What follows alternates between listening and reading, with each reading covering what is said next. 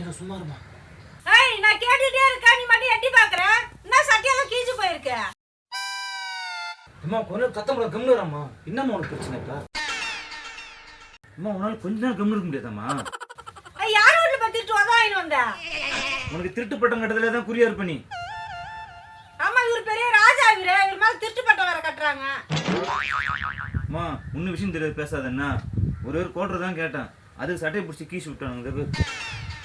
ஏன் கோட்டருக்கு எடுத்து சட்டையை போட்டு கீச்சானுங்க? ஏன் கீச்சானுங்களாவா? என்ன சொல்றதுன்னே தெரியல. ஏன்யா இதை எங்க ஊருக்குலாம் கொண்டு போக முடியல. ஒரு இந்த கோட்டருக்கு மட்டும் ஜிஎஸ்டி டாக்ஸ் இதெல்லாம் போட்டு கொடுத்தனா நாங்க நிம்மதியாக எடுத்துன்னு போயிட்டு குஷ்டு போவோம்ல அப்படின்னு கேட்டோம்மா. அதுக்கு போய் பாருமா இந்த அடியை அடிச்சு சட்டையெல்லாம் பிடிச்சி கீசி விட்டானுங்கம்மா.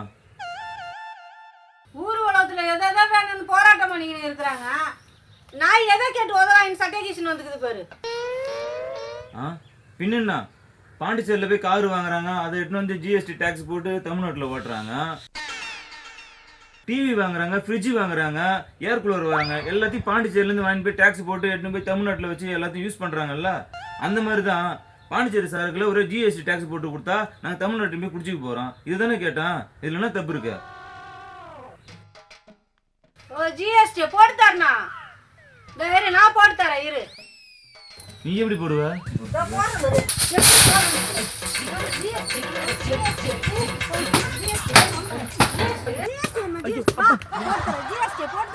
போட்டு தரேன் வா.